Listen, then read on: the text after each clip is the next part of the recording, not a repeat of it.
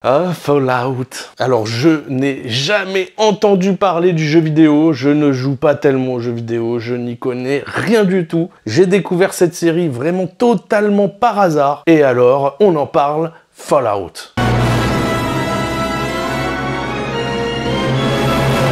Amis du jour, bonjour. Alors aujourd'hui, nous parlons de la série Fallout avec Ella Purnell. Je commence par ce prénom, par cette femme, parce qu'elle est magnifique, évidemment. Et donc, elle porte cette série avec son innocence et sa naïveté, et en même temps, sa beauté. Enfin, c'est exceptionnel. Je tenais à en parler juste pour commencer cette petite vidéo. Alors, je vais vous parler donc de cette série qui, pour moi, est une surprise totale. Je n'ai jamais entendu parler du jeu vidéo. J'ai découvert complètement la série, et alors, j'ai pris un petit peu mon petit kiff parce que pour le coup je venais de voir Rebel Moon et Rebel Moon venait de tellement me décevoir que je m'attendais à découvrir un univers assez exceptionnel, etc. Et en fait cet univers exceptionnel je l'ai découvert dans Fallout. Là on a un vrai univers, là on a quelque chose de grandiose. Il y a beaucoup de surprises dans cette série, il y a beaucoup de nouveautés, il y a beaucoup de réflexions, de dialogues, d'histoires, de scénarios, tout est très très bon. J'ai beaucoup aimé Fallout parce que j'ai été surpris, je ne m'attendais pas du tout à la façon dont ça allait être traité et il y a vraiment du suspense tout au long de la série. Je ne savais pas du tout ce qui m'attendait, ce qui allait être découvert, ce qui... Vraiment, alors c'est peut-être l'avantage de ne pas connaître du tout le jeu vidéo. Sans doute que quelqu'un qui connaissait le jeu vidéo n'a peut-être pas été surpris de la même façon, mais moi vraiment j'ai pris un gros kiff. Alors il y a plusieurs choses à dire quand même, je tiens à prévenir les spectateurs, c'est gore. Il y a vraiment beaucoup de violence et c'est quand même assez crado comme violence. Donc il y a des choses assez laides à voir.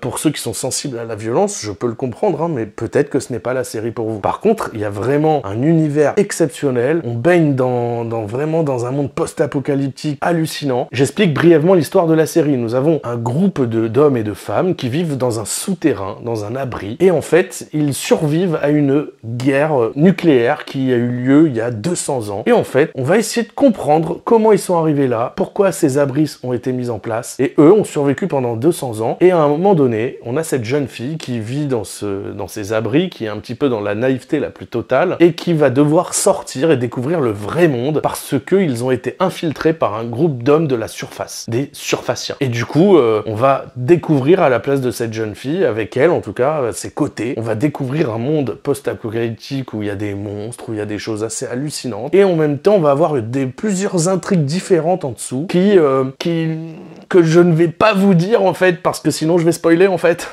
Voilà, donc je vais pas en parler. Mais on va avoir d'autres personnages passionnants. On va avoir la Ghoul qui est un homme qui lui apparemment a survécu depuis très longtemps sur la Terre et ne peut pas mourir, en tout cas peut survivre avec les années grâce à un produit. Peut-être qu'il y a des radiations, enfin bon c'est assez étrange, mais le mec en tout cas survit depuis plus de 200 ans et il craint pas tellement les balles, etc. Mais il doit prendre un produit sinon il peut mourir.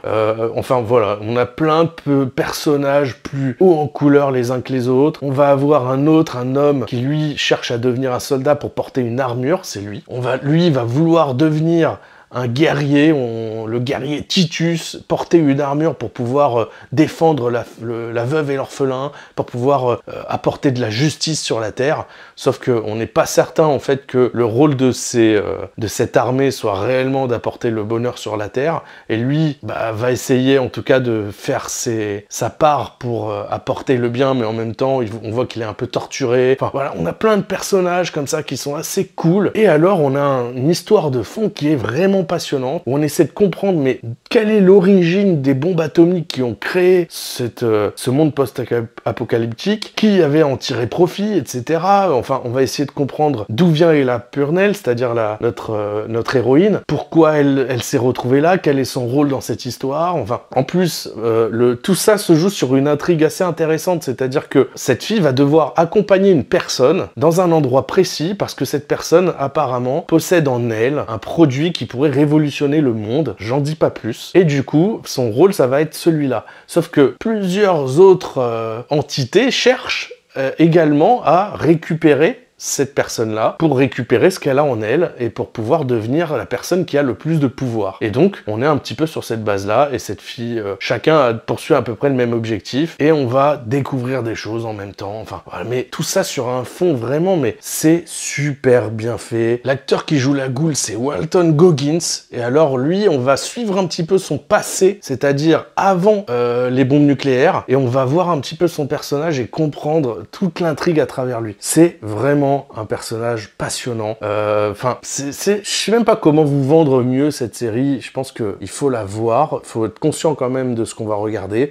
Il y a beaucoup de scènes qui se passent dans le désert, on est dans un monde complètement détruit. C'est vraiment une ambiance hyper cool. Et donc j'imagine que dans le jeu vidéo c'est la même chose. Mais il y a d'autres sous-intrigues qui sont passionnantes également. On va suivre le petit frère de Lucy, donc, et la Purnell. On va le suivre encore parce que lui va rester dans un des abris. Et lorsqu'il va rester dans l'abri, lui il va faire des recherches et il va essayer de comprendre ce qui se passe réellement parce qu'il y a des secrets. Il y a, on pense que c'est le monde des bisounours, mais en réalité, il y a des secrets vraiment très bien enfouis qui subsistent depuis très longtemps, et on va comprendre au fur et à mesure ce qui se cache dans ces abris, quelles sont les motivations des gens qui les ont fabriqués, etc. Franchement, c'est génial. Donc voilà, je n'en dis pas plus sur cette série. Si vous n'en aviez pas entendu parler, j'espère que vous allez avoir fait découvrir celle-ci. Et ensuite, si vous avez aimé et que vous avez eu l'occasion de la voir, n'hésitez pas à me faire part de vos retours, et je vous souhaite une bonne soirée. Et si vous avez aimé cette vidéo, encore une fois, abonnez-vous et likez. Bonne soirée.